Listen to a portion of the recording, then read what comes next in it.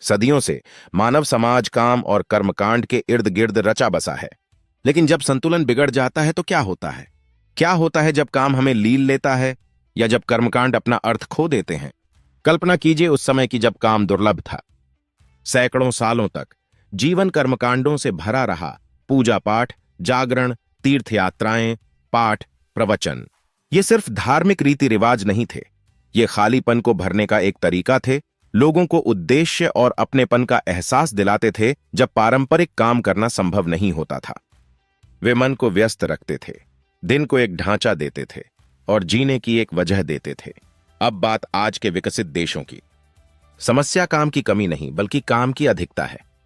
पति पत्नी अपनी नौकरी में इतने व्यस्त रहते हैं कि वे एक दूसरे को मुश्किल से ही देख पाते हैं। तनाव और थकावट नए मानदंड हैं। इन तनावग्रस्त लोगों को प्राचीन अनुष्ठानों के लाभों के बारे में बताने की कोशिश कीजिए। वे पहले से ही बहुत तनाव में हैं। उनके जीवन में काम, समय सीमा और सफल होने का निरंतर दबाव हावी है। धर्म, जाति, देश, ये खाली दिमाग की चिंताएं बन जाती हैं। जब मन किसी सार्थक गतिविधि में व्यस्त नहीं होता तो वह इन अवधारणाओं से चिपका रहता है और एक उद्देश्य की अनुभूति पाता है, भले ही वह खोखला ही क्यों ना हो।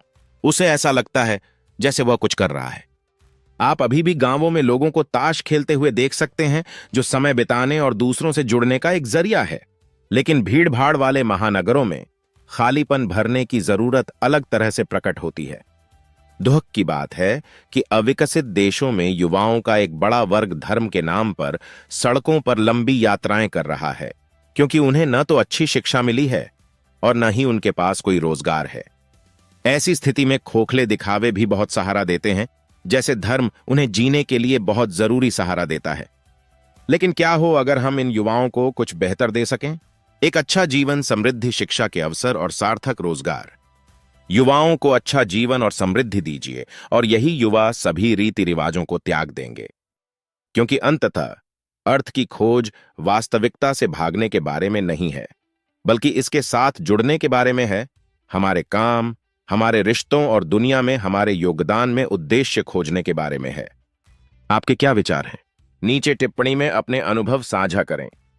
दर्शन, समाज और अर्थ की खोज पर अधिक सामग्री के लिए लाइक और सब्सक्राइब करें।